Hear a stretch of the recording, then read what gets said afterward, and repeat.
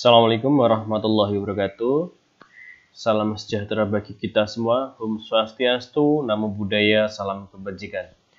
Bagaimana kabar para siswa? Semoga tetap sehat dan terus semangat. Baiklah para siswa, kali ini saya akan menjelaskan tentang karya ilmiah.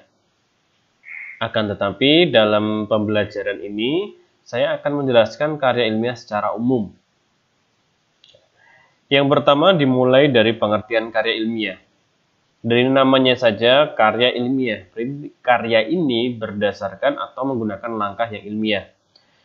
Karya ilmiah merupakan karya tulis yang isinya berusaha memaparkan suatu pembahasan secara ilmiah yang dilakukan oleh penulis atau peneliti untuk memberitahukan sesuatu hal secara logis dan sistematis kepada para pembaca. Dan karya ilmiah ini biasanya ditulis untuk mencari jawaban mengenai sesuatu hal dan untuk membuktikan kebenaran tentang sesuatu yang terdapat dalam objek tulisan. Itu untuk pengertian karya ilmiah.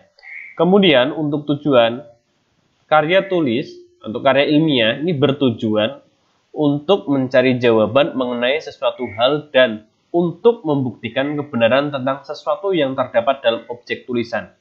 Mengapa? Karena untuk karya ilmiah ini biasanya kan berupa studi kasus.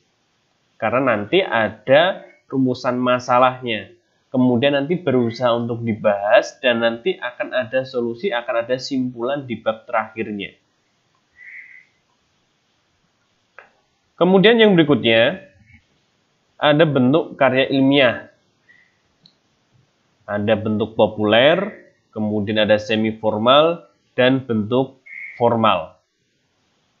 Untuk yang pertama, karya ilmiah populer. Nah, ini umumnya dijumpai dalam media massa, seperti koran atau mungkin majalah.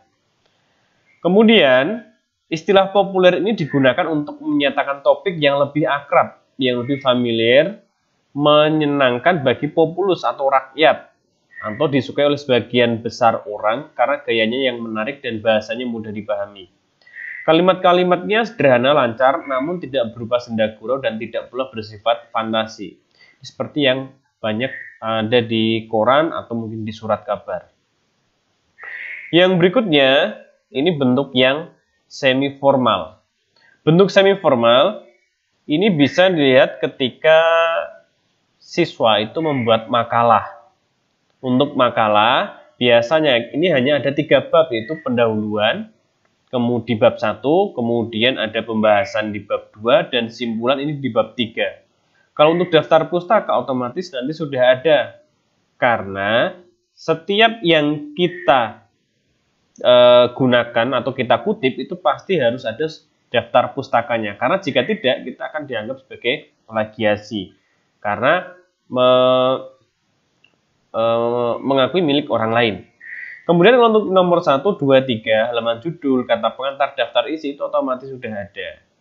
Sehingga untuk yang semi formal, yang poin pentingnya itu ada di pendahuluan, pembahasan, dan juga simpulan. Hanya ada 3 bab. Juga bab 3.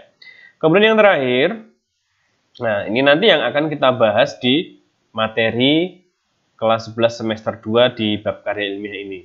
Yang formal. Ini biasanya untuk kelengkapan akademis, misal kalau untuk S1 deskripsi, kemudian kalau untuk di S2 nanti pembuatan tesis atau disertasi, ini nanti di S3. Sebenarnya utamanya itu ada di sini, yaitu ada bab 1, yaitu pendahuluan, ada bab 2, kepustakaan atau kerangka teoretis, bab 3 itu nanti ada metodologi penelitian, bab 4 pembahasan hasil penelitian, dan bab 5 itu nanti ada simpulan.